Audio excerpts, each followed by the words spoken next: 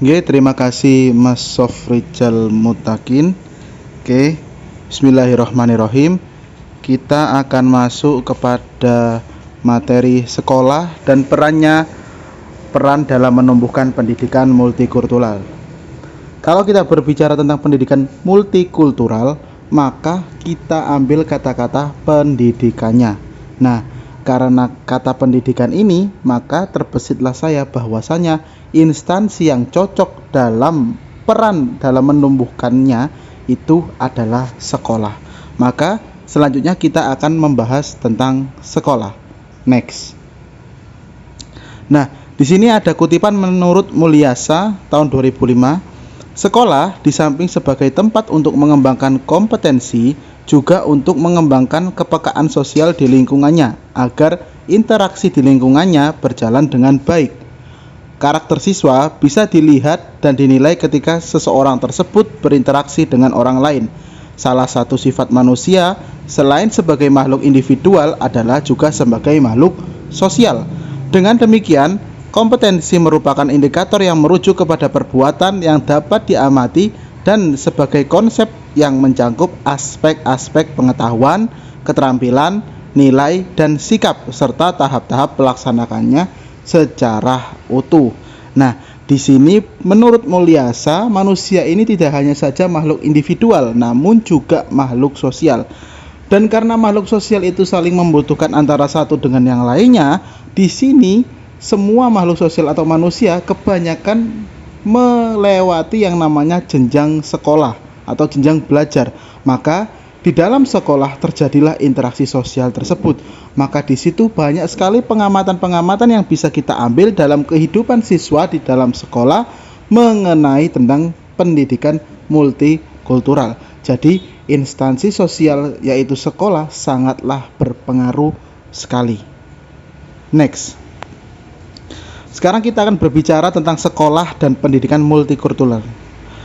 Menurut Iwan Supardi menyebutkan 6 asumsi dasar mengapa pendidikan multikultural perlu dikembangkan di sekolah. Nah, di sini ada 6 alasan kenapa sekolah harus mengembangkan pendidikan multikultural. Yang pertama yaitu perbedaan budaya memiliki kekuatan dan nilai.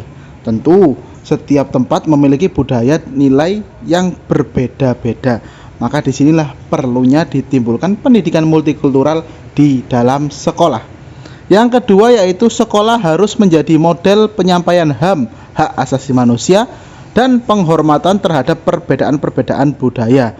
Nah, karena sekolah ini adalah suatu lembaga atau instansi sosial yang membuat anak didik atau siswanya menjadi tahu yang sebelumnya tidak tahu, maka di sini ada peran sekolah untuk memberitahu tentang penyampaian hak asasi manusia serta penghormatannya terhadap perbedaan-perbedaan budaya antara satu manusia dengan manusia yang lain di sekolah. Yang ketiga yaitu keadilan dan kesetaraan bagi semua di sekolah harus menjadi perhatian penting dalam rancangan dan pelaksanaan kurikulum. Nah, di dalam pelaksanaan kurikulum sekolah tidak boleh memberatkan satu etnik, tidak boleh meninggikan satu etnik di atas yang lainnya. Maka pendidikan di dalam sekolah harus menerapkan kurikulum yang adil dan setara bagi seluruh siswanya, mulai dari jenjang yang terbawah sampai jenjang yang tertinggi. Oke, yang keempat alasannya yaitu perilaku dan nilai yang perlu untuk kelangsungan masyarakat demokratis dapat dipromosikan di sekolah. Nah, seperti yang saya bilang tadi, karena sekolah adalah lembaga pendidikan, maka untuk yang namanya mempromosikan nilai-nilai demokratis, nilai-nilai masyarakat yang baik-baik itu bisa dilakukan di dalam sekolah. Yang kelima yaitu lembaga sekolah dapat sebagai tempat untuk pengembangan pengetahuan, keterampilan, dan sikap nilai, perilaku, dan komitmen untuk membantu siswa dan berbagai kelompok yang beragam. Jadi lembaga sekolah di sini adalah lembaga sentral yang tidak berat sebelah dalam menimbang sesuatu. Mereka selalu melihat plus minus dari apa yang mereka ajarkan. Maka di sini sangat semuanya berpengaruh, dari mulai pengetahuan, keterampilan dan sikap, nilai, perilaku, komitmen, semua akan diajarkan di sekolah. Yang keenam yaitu kenapa alasan pendidikan multikultural harus dilaksanakan di sekolah, yaitu kerjasama guru dengan pihak keluarga dan masyarakat dapat menciptakan lingkungan yang mendukung multikulturalisme. Nah, karena di sekolah itu banyak sekali komponen seperti guru, staf TU, kepala sekolah, siswa, keluarga, bahkan ke masyarakat, maka karena sekolah ini dianggap adalah lembaga yang bisa memintarkan anak-anak, maka akan terjadi yang namanya interaksi sosial antara guru, keluarga, dan masyarakat serta siswa itu. Dan setelah terjadi interaksi sosial yang baik dan benar, maka akan terciptalah yang namanya lingkungan multikulturalisme yang baik dan benar. Ini alasan yang disampaikan oleh Iwan Supardi. Next, selanjutnya yaitu peranan sekolah sebagai sistem sosial. Sekolah sebagai sistem sosial pada hakikatnya merupakan susunan dari peran dan status yang berbeda-beda, di mana masing-masing bagian tersebut terkonsentrasi pada satu kekuatan legal struktural yang menggerakkan daya orientasi demi mencapai tujuan tertentu. Nah, jadi sekolah itu benar-benar sebuah sistem sosial. Mereka memiliki target tertentu, memiliki apa yang akan sekolah ini keluarkan, siswa seperti apa yang akan dijadikan oleh sekolah ini. Mereka semua memiliki seperti itu, dan pasti yang namanya sekolah yang baik itu akan menghasilkan lulusan-lulusan siswa-siswi yang baik pula, seperti itu. Nah, di sini variabel dan faktor sekolah sebagai sistem sosial itu ada 10, yaitu diantara lainnya yang pertama adalah kebijakan dan politik sekolah. Ini sangat mempengaruhi. Yang kedua yaitu budaya sekolah dan kurikulum yang tersembunyi atau hidden kurikulum. Setiap sekolah tentu memiliki kurikulum yang unik di sekolah tersebut yang menjadikan sekolah tersebut menjadi nilai jual yang layak. Bagaimana orang tua akan tertarik menyekolahkan anaknya di situ, maka disitulah budaya sekolah atau kurikulum yang tersembunyi. Nomor 3 yaitu gaya belajar dan sekolah. Setiap sekolah memiliki gaya belajar masing-masing. Ada sekolah yang reguler, ada yang sekolah itu internasional, ada yang sekolah bersifat tradisional. Semua memiliki gaya belajar dan cara belajar masing-masing. Yang keempat yaitu bahasa dan dialek sekolah. Misal kalau kita ini berada di suatu negara, pasti kita saat belajar di negara tersebut kita menggunakan bahasa negara tersebut. Kalau kita tidak bisa menguasai bahasa negara tersebut, maka kita akan ketinggalan dalam mata pelajaran.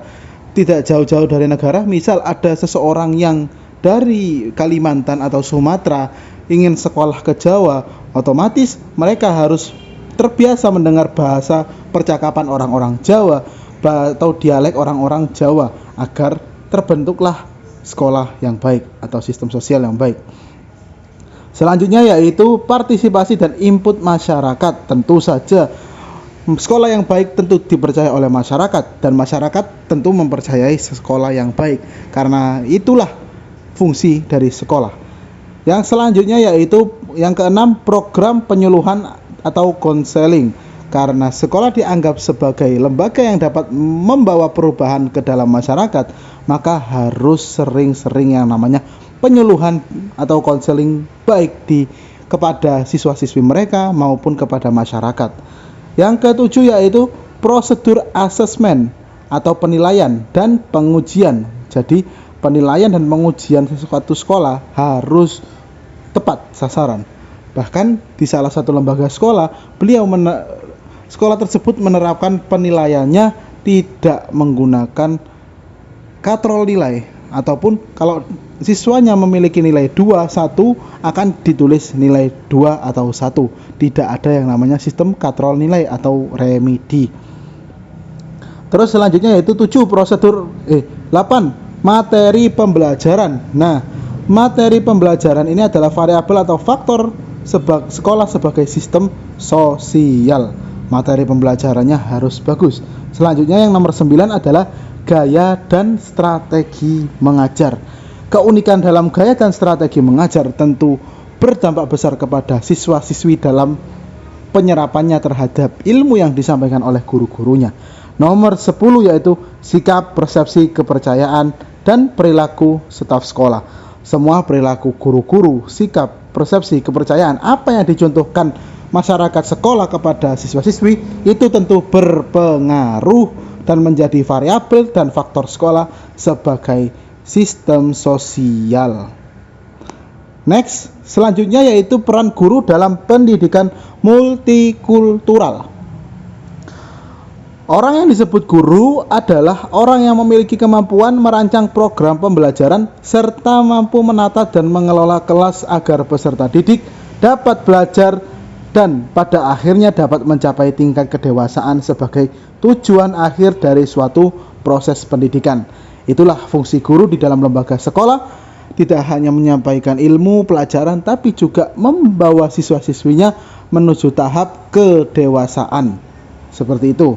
Maka dalam penerapan pendidikan multikultural, guru harus memperhatikan beberapa hal. Antara lain adalah yang pertama, perbedaan agama. Harus guru yang baik adalah tidak menyinggung perbedaan agama siswa-siswinya. Misal dia diajarkan di suatu sekolah negeri, maka tidak menonjolkan satu agama di antara agama yang lainnya, kecuali dia adalah seorang guru agama.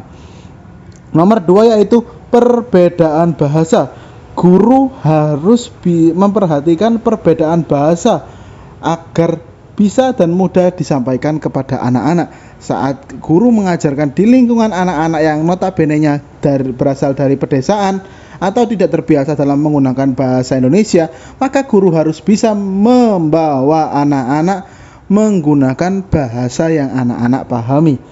Yang ketiga yaitu perbedaan gender. Guru tidak boleh yang namanya membedakan antara satu murid dengan murid yang lainnya berdasarkan gendernya. Guru laki-laki tidak boleh membela laki-laki dan meremehkan siswa perempuan ataupun sebaliknya. Yang keempat yaitu perbedaan status sosial. Nah, ini sepertinya status sosial ini terlihat mana yang kaya, mana yang miskin. Maka seorang guru yang bijak tidak boleh yang namanya membeda-bedakan status sosial siswa-siswinya. Perbedaan etnis saat ada siswa pindahan dari luar kota ataupun ada di tingkat fakultas ataupun di tingkat perkuliahan, ada siswa atau mahasiswi yang beda kota, beda etnik. Kita tidak boleh membuli ataupun menyudutkan orang tersebut. Itu akan berdampak buruk bagi mahasiswa atau siswanya. Selanjutnya yaitu perbedaan kemampuan. Kita harus tahu sebagai seorang guru kemampuan kita harus lebih baik daripada siswa. Bukan hanya tentang pelajaran, namun juga kejadian sehari-hari kita harus lebih memahami daripada siswa. Karena guru adalah menjadi sentral figur bagi para siswa-siswinya. Yang ketujuh yaitu yang harus diperhatikan oleh guru dalam penerapan pendidikan multikultural adalah perbedaan umur. Umur yang tua tidak menandakan kedewasaan orang tersebut dan umur yang muda begitu pula. Maka inilah 7 hal yang harus diperhatikan oleh guru dalam penerapan pendidikan multikultural agar tidak terjadi kesenjangan sosial di dalamnya. Oke, next. Selanjutnya yaitu peranan kurikulum dalam pendidikan multikultural. Nah, apabila kebudayaan dijadikan salah satu landasan yang kuat dalam pengembangan kurikulum, maka proses pengembangan kurikulum di Indonesia harus pula memperhatikan keragaman kebudayaan yang ada. Artinya, pendekatan multikulturalis dalam perkembangan kurikulum di Indonesia adalah suatu keharusan yang tak dapat diabaikan lagi. Pengembangan kurikulum yang menggunakan pendekatan multikultural harusnya berdasarkan sebuah prinsip-prinsip. Nah, ini karena Indonesia adalah negara yang begitu banyak kebudayaan, atau kita sering mengumandangkan Bhinneka Tunggal Ika, meskipun berbeda-beda namun tetap satu, maka inilah yang harus kita soroti di sekolah, yaitu kurikulumnya. Kurikulum di sini tidak boleh yang namanya memberatkan satu budaya di atas budaya lainnya, memberatkan satu etnis di atas etnis lainnya, memberatkan satu suku di atas suku-suku lainnya. Itulah peranan kurikulum adalah mensetarakan semuanya. Nah, ini adalah salah satu Ini adalah beberapa prinsip-prinsip yang harus diperhatikan dalam mengembangkan kurikulum untuk menggunakan pendekatan multikultural. Yang pertama yaitu keragaman budaya menjadi dasar dalam menentukan filsafat, teori model, dan hubungan sekolah dengan lingkungan sosial budaya. Nah, jadi filsafat dari kurikulum tersebut, teori model tersebut, hubungan sekolah dengan lingkungan sosial budaya, yang menjadikan dasarnya adalah keberagaman budaya. Kita harus sadar bahwasanya Indonesia ini terdiri dari bermacam-macam budaya. Bahkan di suatu tempat saja kebudayaan bisa berbeda-beda.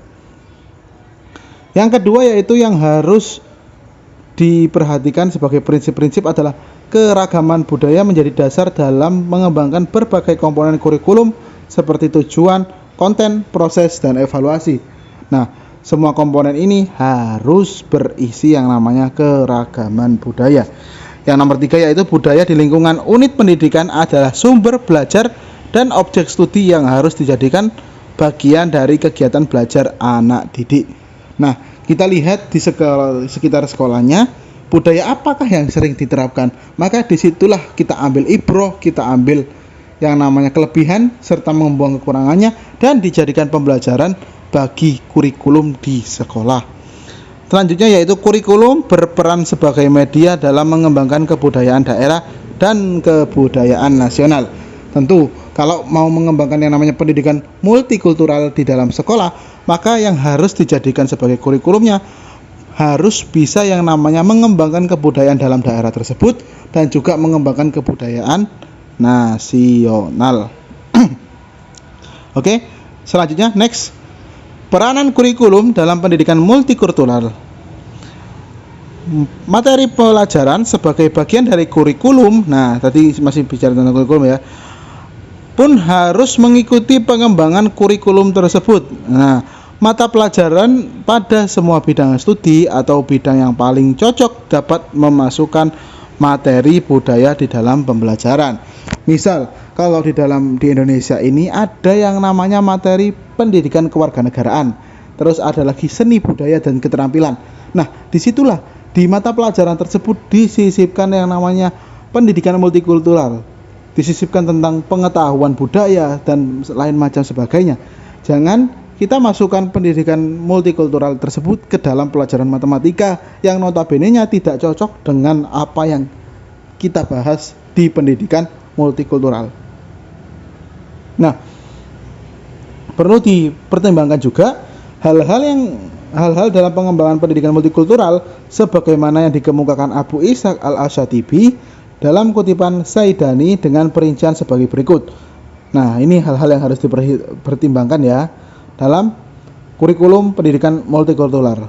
Yang pertama yaitu memelihara agama. Harus yang namanya pendidikan multikultural harus memelihara agama. Yang kedua yaitu memelihara jiwa, yang ketiga yaitu memelihara akal, yang keempat yaitu memelihara keturunan, dan yang kelima yaitu memelihara harta. Oke, next. Selanjutnya yaitu multikultural sebagai landasan pembelajaran. Nah, kita lihat landasan pembelajaran yang tentang multikultural itu seperti apa sih? Nah, pemberlakuan Undang-Undang Nomor 22 Tahun 1999 tentang otonomi daerah tidak otomatis memberlakukan pendekatan multikultural dalam pengembangan pembelajaran di Indonesia. Perencanaan dan pelaksanaan pembelajaran yang menggunakan pendekatan multikultural haruslah dikembangkan dengan kesadaran dan pemahaman yang mendalam tentang pendekatan multikultural. Jadi sudah tercantum di undang-undang bahwasanya pendidikan multikultural harus muncul dari yang namanya pemahaman yang mendalam serta kesadaran guru maupun siswanya. Next. Nah, perencanaan pembelajaran pendidikan multikultural. Pengembangan perencanaan dan pelaksanaan sebagai proses terjadi pada unit pendidikan dalam hal ini adalah sekolah. Nah, pengembangan ini haruslah didahului oleh sosialisasi agar para pengembang atau guru dapat mengembangkan perencanaan dan pelaksanaan pembelajaran, proses belajar di kelas, dan evaluasi sesuai dengan prinsip pendekatan multikultural. Disinilah guru berperan penting dalam pendidikan multikultural. Diperlukan adanya tim sosialisasi yang sepenuhnya paham dengan karakteristik, perencanaan, dan pelaksanaan pembelajaran multikultural. Pada tahap ini, target utama adalah para guru paham dan berkeinginan untuk mengembangkan RPP multikultural dalam kegiatan belajar yang menjadi tanggung jawabnya. Nah, disinilah peran guru sangat penting dalam adanya pembentukan pendidikan multikultural di dalam sekolah. Kalau guru sendiri tidak menginginkan atau tidak berusaha, maka tidak akan terjadi yang namanya pendidikan multikultural di dalam sekolah. Next, selanjutnya yaitu strategi pembelajaran pendidikan multikultural. Nah, pilihan strategi yang digunakan dalam mengembangkan pembelajaran berbasis multikultural antara lain, yang pertama yaitu strategi pencapaian konsep atau konsep attainment. Nah, yang pertama ini digunakan untuk memfasilitasi siswa dalam melakukan kegiatan eksplorasi budaya lokal untuk menemukan konsep budaya apa yang dianggap menarik bagi dirinya dari budaya daerah masing-masing, dan selanjutnya menggali nilai-nilai yang terkandung dalam budaya daerah asal tersebut. Ini biasanya sering terjadi di pelajaran, mungkin pelajaran bahasa Indonesia, yang kita disuruh mencari, misal sekarang ini adalah Maulid Nabi yang paling dekat, maka apa yang biasa terjadi di lingkungan kalian saat perayaan Maulid Nabi? Maka di setiap daerah memiliki kegiatan yang bermacam-macam dan berbeda-beda, dan mereka harus menggali apa sih fungsi dari kegiatan diselenggarakannya kegiatan tersebut, seperti itu. Terus yang kedua yaitu strategi kegiatan belajar bersama-sama atau disebut sebagai cooperative learning. Ya, digunakan untuk menandai adanya perkembangan kemampuan siswa dalam belajar bersama-sama, mensosialisasikan konsep dan nilai budaya lokal dari daerahnya dalam komunitas belajar bersama teman. Jadi dibuatlah bentuk tim yang terdiri dari beberapa siswa. Setelah itu siswa menerangkan apa yang terjadi di daerah masing-masing, budaya apa yang dilakukan di daerah masing-masing, lalu memperkenalkan kepada teman-temannya, dan teman-temannya jadi mengerti, oh seperti inikah budaya mereka. Jadi saling menghargai timbul dari yang namanya cooperative learning ini. Yang selanjutnya yaitu strategi analisis sosial atau social investigation.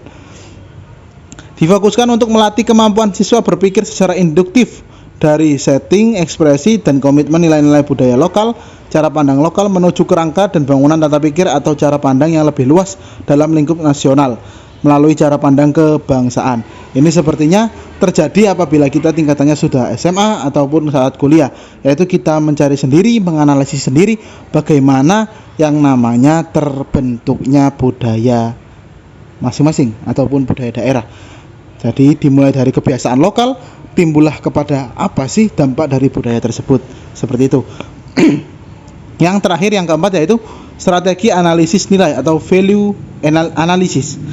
Nah, dari kemampuan ini siswa memiliki keterampilan mengembangkan kecakapan hidup dalam menghormati budaya lain, toleransi terhadap perbedaan, akomodatif, terbuka dan jujur dalam berinteraksi dengan teman orang lain yang berbeda suku, agama, etnis, dan budayanya, memiliki empati yang tinggi terhadap perbedaan budaya lain, dan mampu mengelola konflik dengan tanpa kekerasan atau konflik non-violent.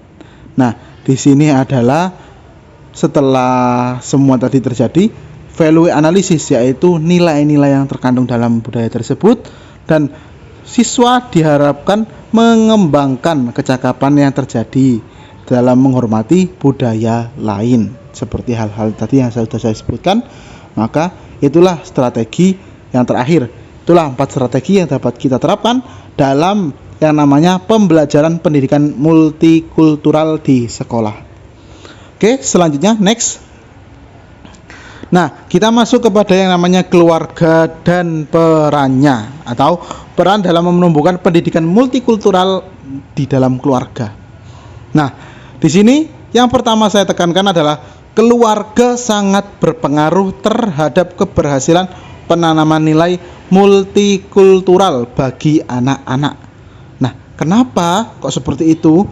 Karena di sini saya kutip lagi, keluarga adalah sebuah instansi sosial terkecil yang memberikan dampak terbesar bagi kehidupan seorang individu, semua individu lahir di dunia ini pertama kali instansi sosial yang mereka temui adalah keluarga. Yang menjadi nahkoda dari kehidupan mereka adalah orang tua mereka masing-masing. Oke, next. Nah, di sini saya akan membahas yang namanya nilai-nilai yang harus diperhatikan dalam pendidikan multikultural di dalam keluarga. Ada 4 nilai yang harus yang namanya keluarga sampaikan kepada anak-anaknya agar menjadi anak atau manusia dengan karakteristik multikulturalisme yang tinggi. Yang pertama yaitu nilai toleransi, yang kedua yaitu nilai kesamaan atau kesetaraan, yang ketiga yaitu nilai cinta damai, yang keempat atau yang terakhir adalah nilai cinta tanah air.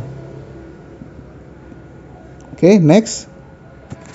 Kita bahas satu persatu. Yang pertama yaitu nilai toleransi. Nilai toleransi. Oke, selanjutnya yaitu nilai toleransi. Kita masuk ke nilai toleransi. Nilai toleransi merupakan nilai yang berhubungan dengan rasa menghargai terhadap orang lain. Nilai toleransi adalah perwujudan mengakui dan menghormati hak-hak asasi manusia. Nilai toleransi sangat diperlukan untuk Negara Kesatuan Republik Indonesia atau NKRI karena Indonesia merupakan negara multikultural yang besar, sangat besar.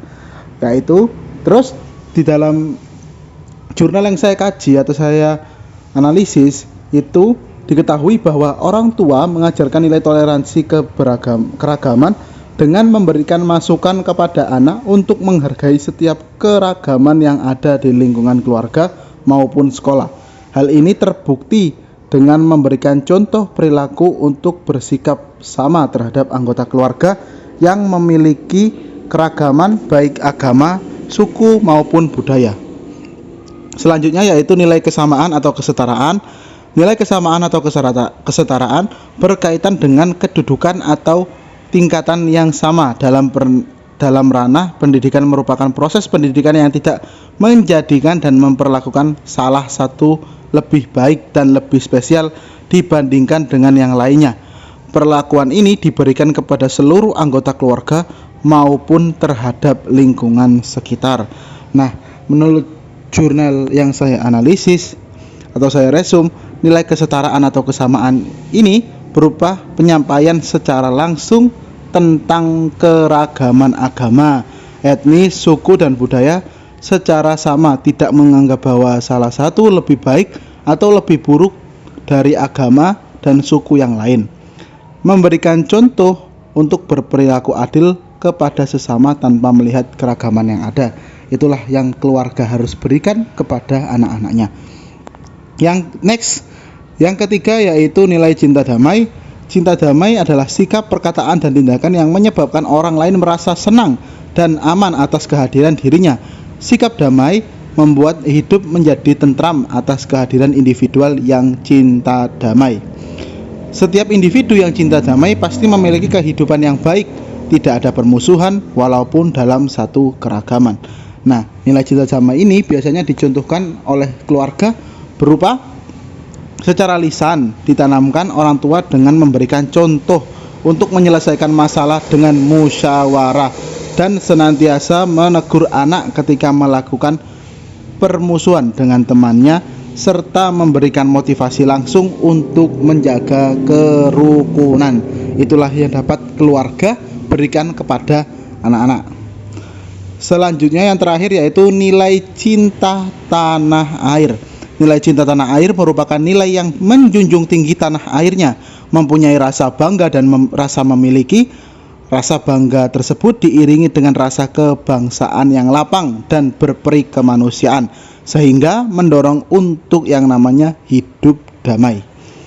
Nah, di sini dicontohkan nilai cinta tanah air ditunjukkan dengan mengajak anak untuk rekreasi ke museum-museum, memperkenalkan keragaman di Indonesia, serta memperkenalkan keadaan geografis Indonesia ketika melakukan perjalanan keluarga.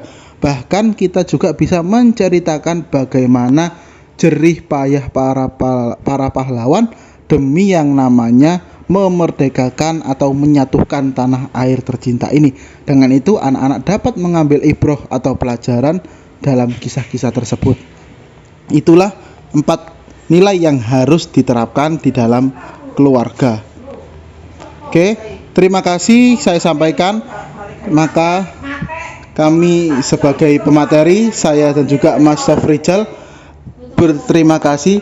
Terima kasih atas teman-teman yang mau mendengarkan. Semoga ilmunya bermanfaat. Ihdinas siratal mustaqim. Wassalamualaikum warahmatullahi wabarakatuh.